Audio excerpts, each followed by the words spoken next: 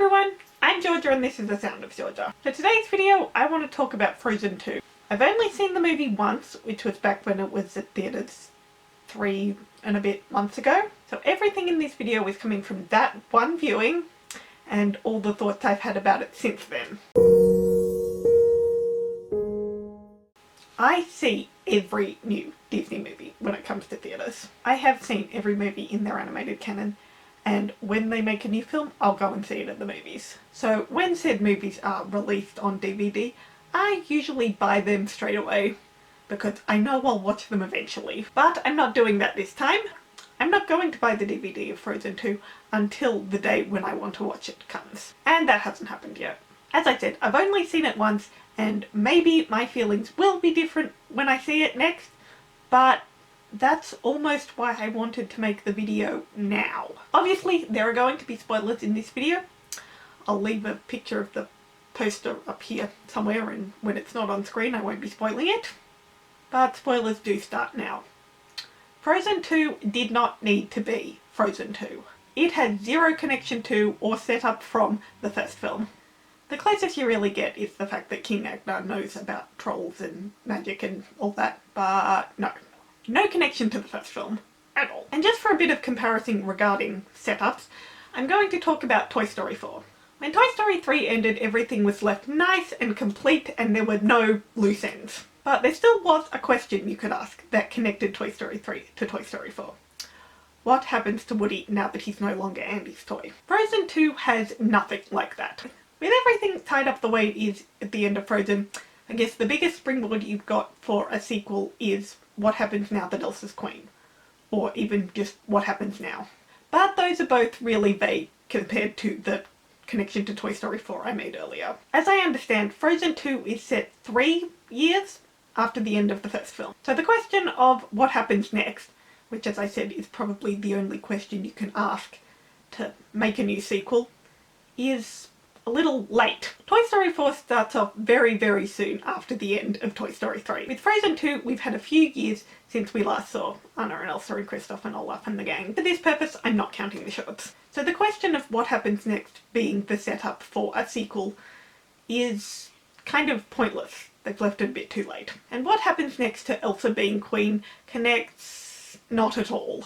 Elsa's character arc is kind of like Woody's in Toy Story 4. Their arcs are complete at the end of the film, in a sense, but what happens to them still makes sense. It doesn't feel like, oh, they have to have more to their character arc, we're making another movie. So, what exactly happens in Frozen 2? Well, Elsa started to hear voices and that leads them to an enchanted forest, which reminds me of the Snow Queen not at all. And once they've reached the forest, they wander around for a bit until it splits and becomes two completely separate movies. After this moment, so the moment we all saw in the first trailer, each plot has nothing to do with the other.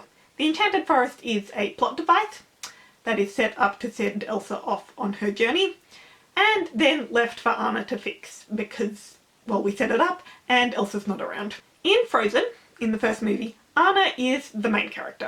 If you had to pick one of the girls as the main character, it's Anna. It is the story of the Snow Queen, albeit loosely.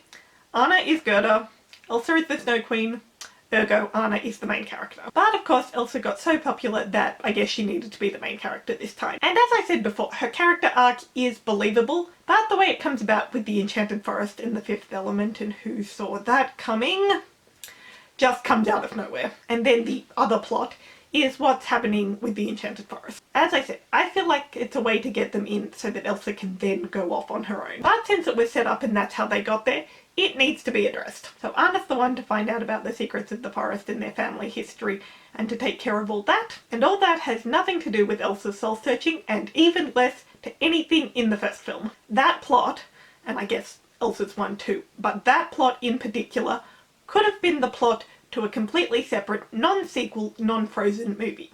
After hearing voices, a character comes across an enchanted forest and must save the day by looking into their family's past history. And even if you want to add, and then discovers they have a deeper connection to the forest that even they didn't know about. None of that has anything to do with Frozen. To me, it almost seems like they had a plot for a movie and then were told, we need to make a Frozen 2. Turn the characters into Anna and Elsa.